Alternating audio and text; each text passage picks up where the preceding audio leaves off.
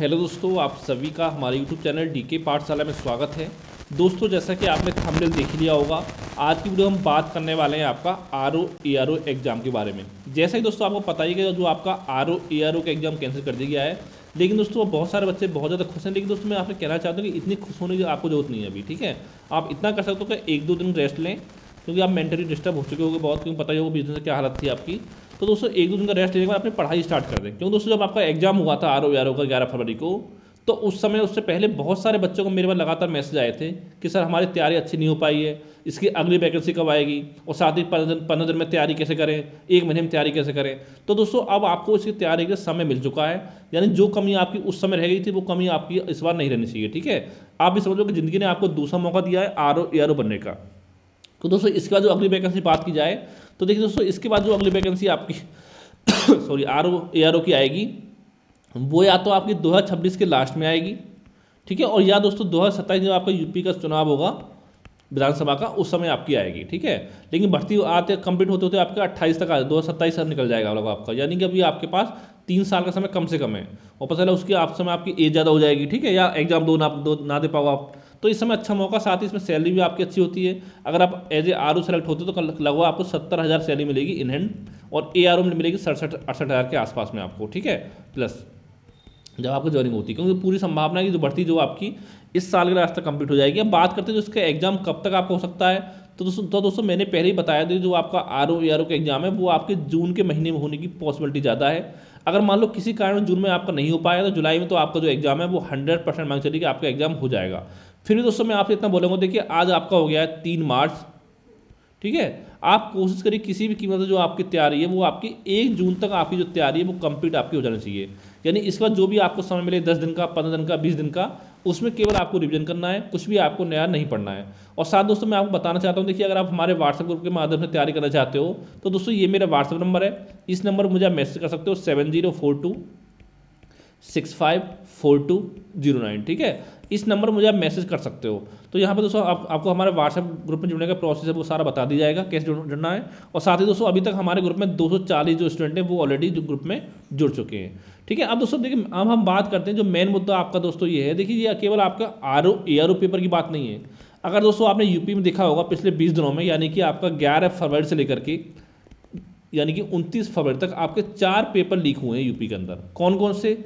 एक आपका RO ARO का, ठीक है, एक आपका यूपी पुलिस का, एक दोस्तों आपका लीक हुआ है 12th क्लास का मैथ का, और एक 12th क्लास का आपका बायोलॉजी का पेपर। ये 4 पेपर आपके लीक हुए हैं पिछले मात्र 20 दिनों में। दोस्तों ये बहुत ही गर्व की बात नहीं, मतलब यूपी के लिए बहुत ही शर्म की बात है, ठीक है।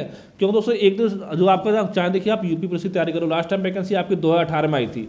हर माँ बाप का सपना होता है कि हाँ मेरा बच्चा जो वर्दी पहनेगा, ठीक है, 5 साल मौका मिल रहा है, फिर पेपर आपके लीक हो रहे हैं 5-6 साल बाद भी। ऐसे दोस्तों आरओ एआरओ देखिए हम क्या होता है, देखिए दोस्तों इन बच्चों को जो दर्द है केवल या तो वो स्टूडेंट जो तैयारी कर रहा है, चाहे कोई भाई हो बहन हो, वो समझ सकता है, या जिसने तैयारी की है वो इस फील्ड इस सिचुएशन से बाहर आया या वो समझ सकता है, ठीक है। और या दोस्तों उनके माता पिता समझ सकते हैं दर्द इस बच्चों का, कि जो मतलब इनको अपने बच्चों को बाहर भेजते हैं ये उस उम्मीद के साथ कि हमारे बच्चे की जॉब लगेगी तो हमारे छोटे बेटे की या छोटी बेटी की शादी हो जाएगी। और दोस्तों इस शादी को पता होना चाहिए कि जो माता पिता अपने घर से बाहर भेजते हैं पढ़ने के लिए, वो पड़ोसियों का बहुत ताना सुनते हैं, पड़ोसियों का, रिश्तेदारों का, ठीक है, बहुत चीज़ें सुननी पड़ती हैं स्टूडेंट को भी और माता पिता को भी। लेकिन दोस्तों आप खुद सोचो कि मान लो आप तैयारी करो 4 साल से 5 साल से, आपको पता चलता है कि हाँ एग्जाम लीक हो गया है, रद्द होगा नहीं होगा। अब दोस्तों आप खुद सोचो अगर मान लो बच्चे आपके इलाहाबाद में धरना नहीं देते, क्योंकि पता होगा उस दिन आयोग ने यहाँ पर मान लिया था कि पेपर जो आपका सुचारू रूप से संपन्न हो गया है। और ये बात मानी गई थी यूपी पुलिस में, जो यूपी भर्ती बोर्ड की जो आपकी हेड है उन्होंने बोला था कि हाँ पेपर सही तरह से हुआ, कोई धांधली आपकी नहीं हुई है। अगर दोस्तों आप खुद सोचो अगर बच्चे इतना धरना प्रदर्शन नहीं करते तो कहाँ से आपका पेपर दोबारा होता, कैंसिल होता, ठीक है।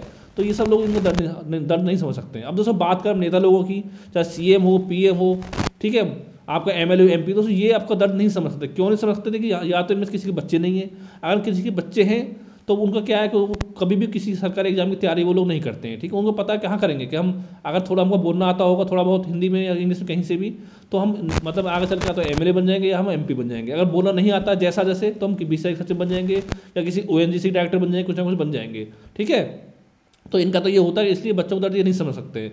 तो दोस्तों देखिए यहाँ पर मांग देखिए अब ये है, अब इसमें क्या सुनने को आ रहा है कि इसकी एसटीएफ जांच होगी। अब दोस्तों पता होगा देखिए जो आपकी एसटीएफ जांच हुई थी वो आपकी लेखपाल में हुई थी, ठीक है।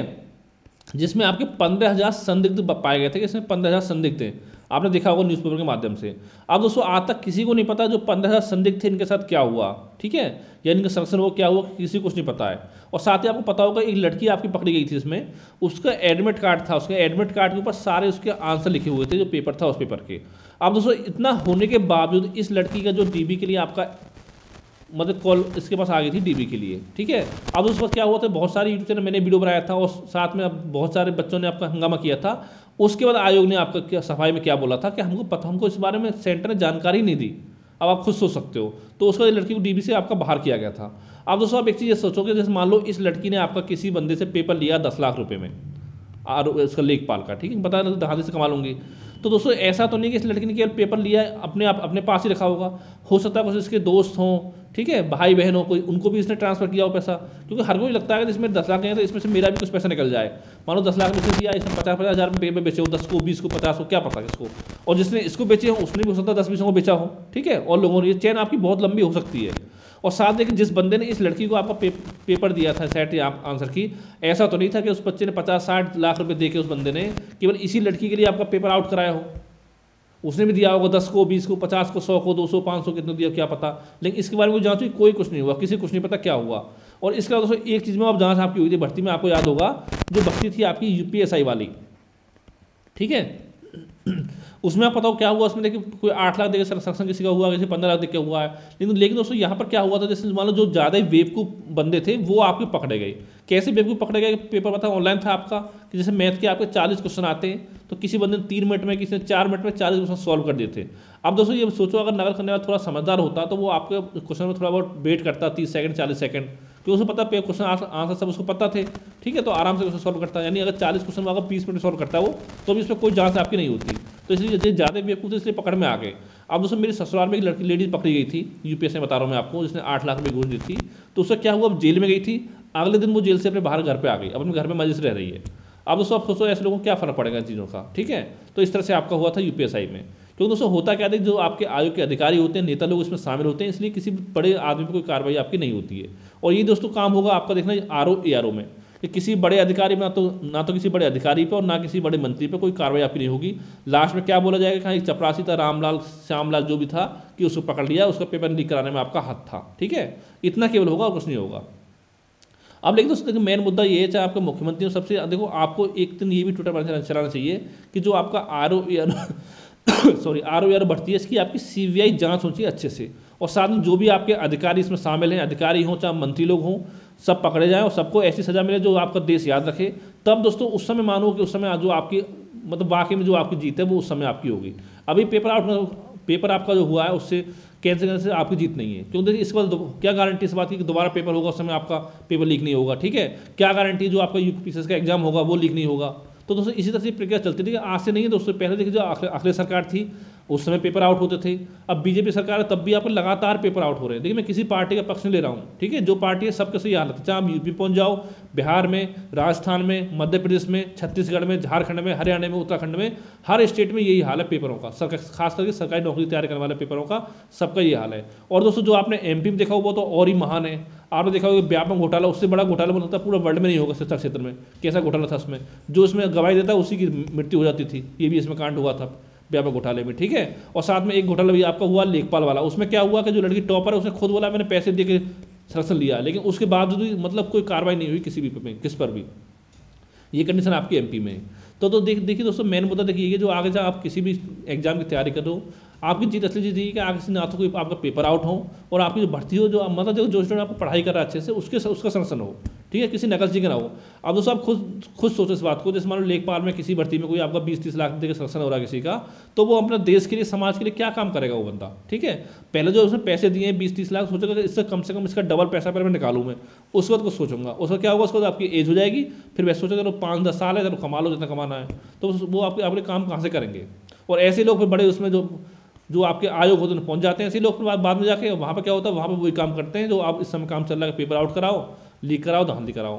क्योंकि पता होना चाहिए जो आपका ARO का पेपर है वो आपका एक दिन पहले आउट हुआ था। अब लेकिन दोस्तों इसमें शुक्रिया अदा कीजिए मीडिया का भी, क्योंकि दोस्तों जो मीडिया आपका 9 साल से सोया हुआ था, कम से कम कुछ मीडिया चैनल आपके ऐसे थे जिन्होंने आपका मुद्दा उठाया था। खासकर देखिए मैं आपको सर्व करना चाहूँगा, देखिए यूपी तक जो चैनल आपका उसने बहुत मुद्दा उठाया था बच्चों का, साथ ही आज तक ने मुद्दा उठाया था जो पहले कभी नहीं उठाया, ठीक है। और भी चैनल थे आपके जिन्होंने मुद्दा उठाया आपका। तो दोस्तों इसलिए मैं कहना चाहता हूँ कि जो भी आपको इसकी सीबीआई जांच आपकी होनी चाहिए, और जो भी इसमें दोषी उनके खिलाफ कड़ी से कड़ी कार्रवाई आपकी होनी चाहिए, चाहे कोई मंत्री हो चाहे कोई आपका अधिकारी हो, ठीक है। तो थैंक यू फॉर वॉचिंग।